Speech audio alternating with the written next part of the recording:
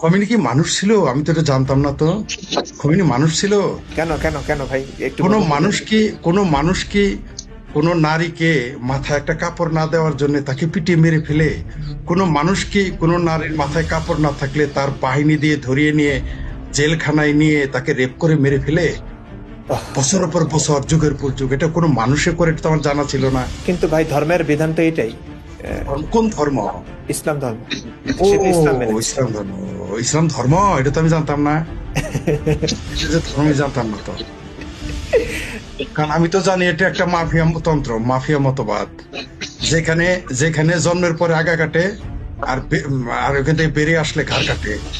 যেটা আপনি দেখলেন আমাদের দিল্লিতে, দেখলাম ওই গাজিয়াবাদে আমাদের একজন প্রিয় মানুষ, পছন্দের মানুষ সেলিম আহমেদকে গর্দানে কূপ দিয়েছে, আপনি দেখেছেন তো? জন্মের পরে আগা কেটে দেয়, আর যদি ওইখান থেকে ওই ওই মাফিয়া তন্ত্র থেকে বেরিয়ে আসেন তখন ঘাড় কেটে দেয়, দেখলেন তো? তো এটা যে ধর্ম আমি তো জানতাম না ভাই।